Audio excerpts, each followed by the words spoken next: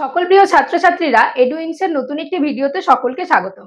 আজকে আমরা আরো একটি নতুন ভিডিও নিয়ে চলে এসেছি। অষ্টম শ্রেণীর ভূগোল বিষয়ের মেঘ বৃষ্টি থেকে। দেখো টপিকটা কি, শৈলক্ষেপ বৃষ্টিপাত। আজকে আলোচনার মাধ্যমে আমরা জেনে নেব শৈলক্ষেপ বৃষ্টিপাত কিভাবে হয়।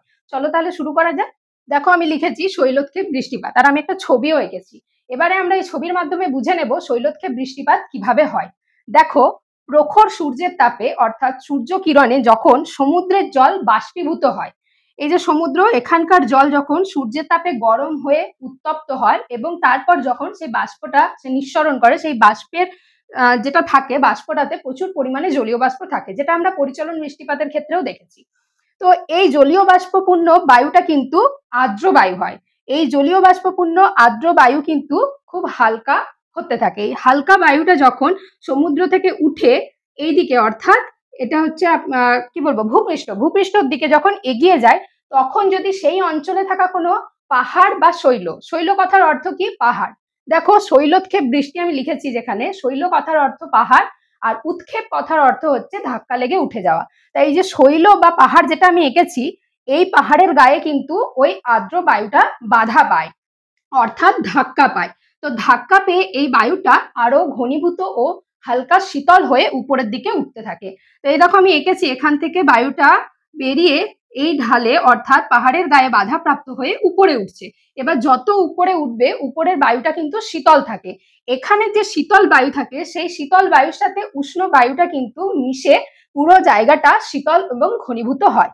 তাহলে কি বললাম, এই অঞ্চল থেকে আর্দ্র বায়ু পাহাড়ের গায়ে ধাক্কা খেয়ে উপরে উঠে শীতল বায়ুর দ্বারা বাধাপ্রাপ্ত হয়ে কি হয়, উষ্ণ বায়ুর জায়গায় গোটাটাই শীতল বায়ু হয়ে যায়। শীতল বায়ু কিন্তু ঘনীভূত হতে থাকে এবং এই ঘনীভূত যে বায়ুটা, সেটা কিন্তু ঘনীভবন প্রক্রিয়ার মাধ্যমে মেঘ সৃষ্টি করে, অর্থাৎ ধূলিকণা এবং কিছু লবণকণার মাধ্যমে কিন্তু মেঘের সৃষ্টি করে। আর এই মেঘ থেকেই কিন্তু যখন অধঃক্ষেপণ অর্থাৎ বৃষ্টিরূপে ভূপৃষ্ঠে ঝরে পড়ছে, সেটাকেই আমরা বলবো শৈলক্ষেপ বৃষ্টিপাত। অর্থাৎ মেঘ যখন আরো ঘনীভূত হয়ে জলকণাটা যখন ভারী হয়ে যায়, তখন মাধ্যাকর্ষণ টানে কিন্তু ভূপৃষ্ঠের দিকে নেমে আসে, তখন তাকে বলবো শৈলক্ষেপ বৃষ্টিপাত। কিন্তু পাহাড়ের আমরা কি জানি, দুটো ঢাল, তাই তো? পাহাড়ের এই ঢালটাকে আমরা বলবো দেখো প্রতিবাদ ঢাল, আর এই দিকের ঢালটাকে বলবো আমরা অনুবাদ ঢাল। তো পাহাড়ের যে দিকটায় বৃষ্টিপাত হচ্ছে, সেদিকটাকে আমরা বলবো প্রতিবাদ ঢাল। অর্থাৎ দেখো প্রতিবাদ ঢালে কিন্তু বৃষ্টি হয়েছে। এবার এখানে তো বৃষ্টিপাত হয়ে গেল, বৃষ্টিপাত হওয়ার পরে কিন্তু যে বাতাসটা থাকে, সেটাই কিন্তু জলীয় বাষ্প থাকে না, সেটা কিন্তু শুষ্ক বায়ু থাকে, অর্থাৎ নিচের দিকে নেমে আসা শুষ্ক বায়ু, এটাকে বলবো নিম্নগামী শুষ্ক বায়ু। পাহাড়ের এই ঢাল থেকে তখন নিম্নগামী শুষ্ক বায়ুটা নিচের দিকে নামতে শুরু করে, অর্থাৎ অনুবাদ ঢালের দিকে নামতে শুরু করে। এই অনুবাদ ঢালে কিন্তু তখন কোনো জলীয় বাষ্প না থাকার কারণে বৃষ্টিপাত হয় না, তাই এই জায়গাটা হচ্ছে বৃষ্টিচ্ছায়ী অঞ্চল, অর্থাৎ বৃষ্টিহীন অঞ্চল। তাহলে বোঝা গেল, মেঘ থেকে বৃষ্টির রূপে ঝরে পড়লো প্রতিবাদ ঢালে, সেটাকে বললাম শৈলক্ষেপ বৃষ্টিপাত, যেহেতু পাহাড়ের গায়ে ঝরে পড়লো, এবং পাহাড়ের বিপরীত দিকে যেখানে বৃষ্টি হলো না, সেটাকে বলবো আমরা বৃষ্টিচ্ছায়ী অঞ্চল।